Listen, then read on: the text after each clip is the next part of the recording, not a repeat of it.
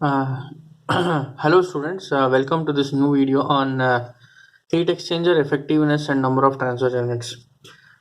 So this is another method of designing a heat exchanger, that is, as we saw in the last segment, that is whenever we want to design the heat exchanger with the help of LMTD method.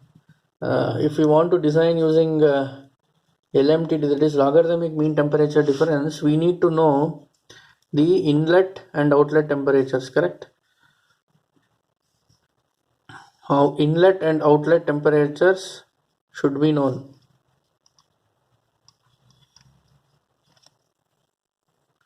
So if we know this, then only we can design a heat exchanger. Now suppose if we don't know the inlet and outlet temperatures, then if our condition or if our problem is to find out the capacity of the heat exchanger, that is what is the outlet temperature that it can give.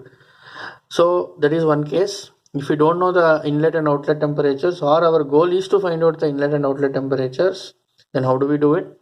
We can more easily do that with the help of by using effectiveness method and number of transfer units method.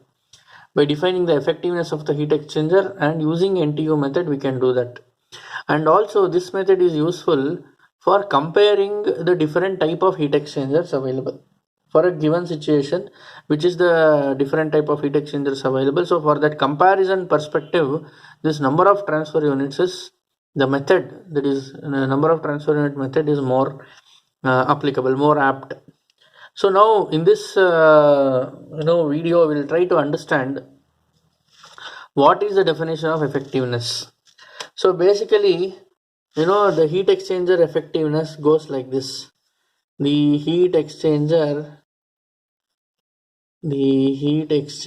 effectiveness,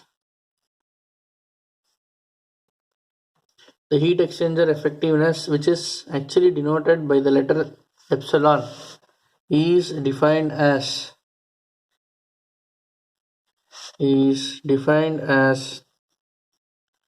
the ratio of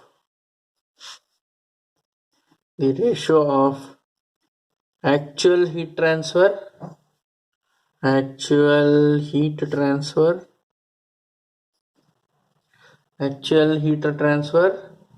to the maximum possible heat transfer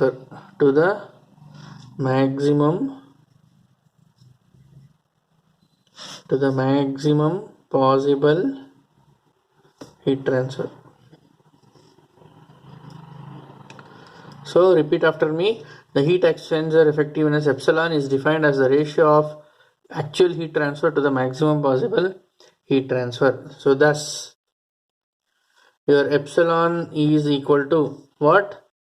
If you want to write it, is divided, actually it is Q divided by Q max or Q actual divided by Q maximum.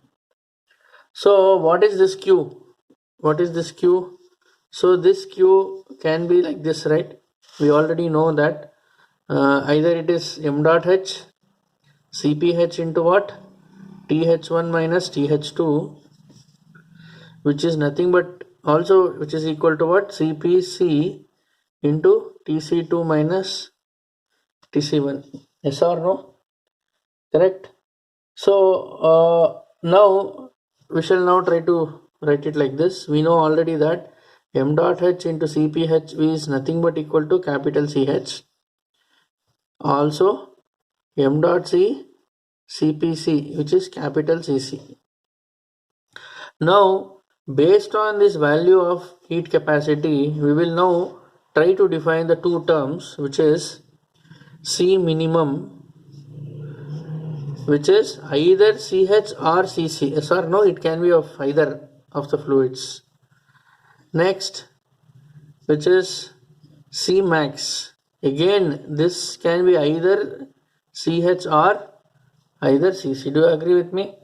So it can be either CH or CC. So what is that I'm trying to tell you is, we are defining two terms, that is C minimum and C max. So it is the maximum fluid capacity and the minimum fluid capacity. So minimum fluid capacity is either CH or CC. Again, maximum is either CH or CC. Yes, do you agree with me? So now Just for the sake of understanding, I'll try to write it. Suppose a parallel flow heat exchanger we have considered. Now this was the case. TH1, this is TH2, TC1, TC2, this is parallel, so this is it, temperature, and this is length or area. Now where actually do you find the heat transfer, maximum heat transfer happening? So if you see, TH1 is maximum here, TC1 is minimum here. As it moves along the length of the heat exchanger, the temperature gradient starts decreasing, yes or no? So this difference starts decreasing as you go along the length and it becomes constant. So which is the maximum heat transfer that can happen? Is this one. So maximum temperature gradient that is happening is what? TH1 minus TC1. So either for this fluid or this fluid. Now if you consider, say, CH, that is heat capacity of the hot fluid, and C, heat capacity of the cold fluid is there. Now which is going to take the more heat? Which fluid is going to take the more heat? That fluid, suppose say, if the hot fluid which is releasing the heat, or cold fluid which is gaining the heat, correct? Either one of the case. So it is that fluid which is going to, like, heat transfer is going to happen maximum to that fluid which is having the minimum value of heat capacity. Do you agree with me or not?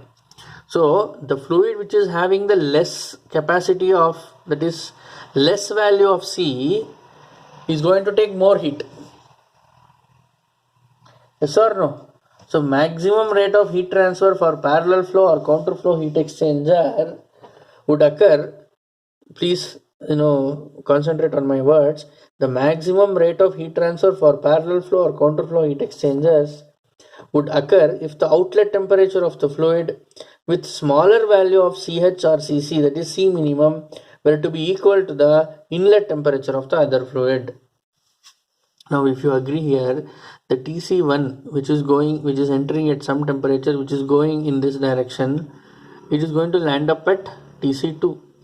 So the maximum temperature, the TC2, the outlet temperature, that is to be equal to the inlet temperature of the maximum rate of heat transfer for parallel flow or counter flow heat exchanger would occur if the outlet temperature of the fluid with smaller value, suppose say if TC, that is, this is the cold temperature which is having the smaller value. So its outlet temperature is equal to the maximum of the inlet temperature. That is what the maximum it can go, yes or no? Actually, to be in reality, this TC2 will be equal to TH2. It cannot cross TH2. Actually, do you agree with me? So what is that I am trying to tell you is, by that definition, we can define Q max is equal to either it is TH, CH, whichever the fluid which is having the less CH times, what is this? TH1 minus TC1, correct? This is what, or I am writing here only, or either it is TC, whatever that is, TH1 minus TC1. So this is what the thing is, either it is CH or CC, whichever that is minimum, or in general we can write it as Q max is equal to, what is that? C minimum. I am going to write it, C minimum times TH1 minus TC1. So please make sure this you have understood properly. So this is what the thing is. Now what will be the definition of epsilon? What will be the definition of epsilon? So you know this epsilon is what? Q actual divided by Q max. Let us try to put it. We will see what is that we are going to end up with. Okay.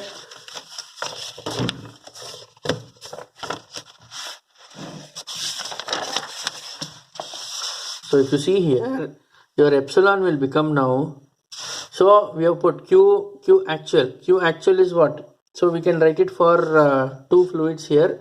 So it is, you write it here, CH of TH1 minus TH2, which is Q actual, divided by C minimum times TH1 minus Tc1, which is nothing but equal to, either you can write it like this or that, Tc2 minus Tc1 divided by what?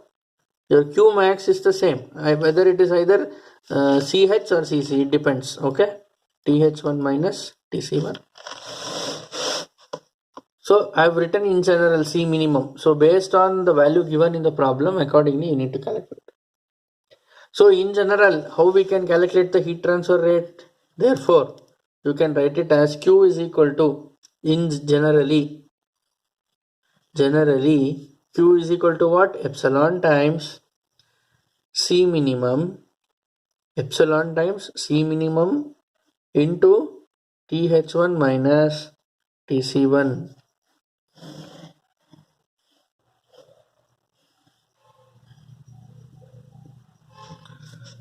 Q equal to epsilon times C minimum into TH1. Now you just see epsilon, if you try to substitute CH into TH1 minus TC2 divided by C minimum of TH1. So C minimum and C minimum get cancelled out.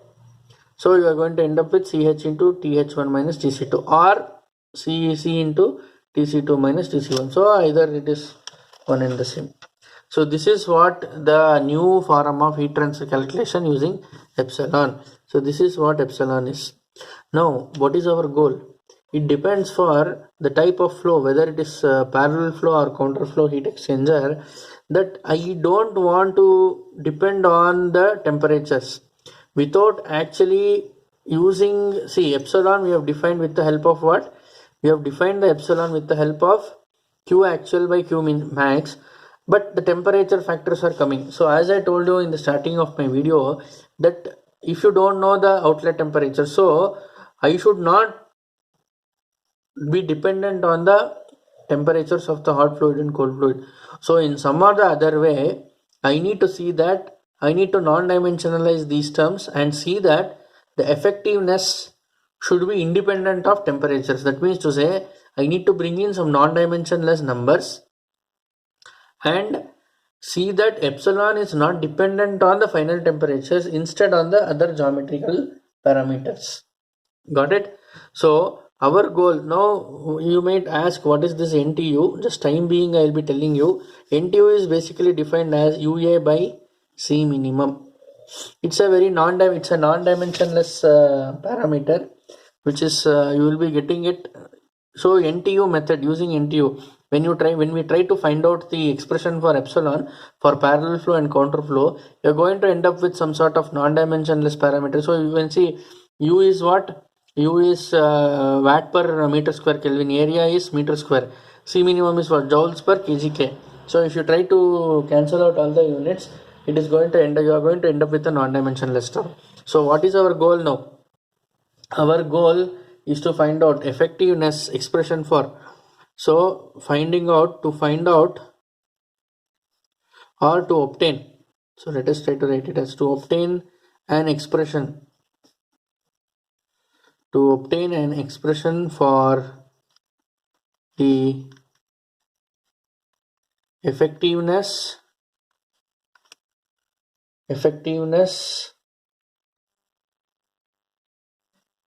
an expression for the effectiveness for the parallel flow heat exchanger.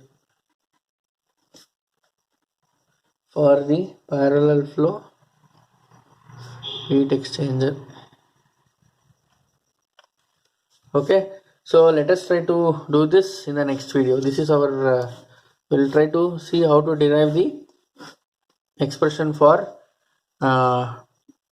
effectiveness for parallel flow heat exchanger. Okay, thank you.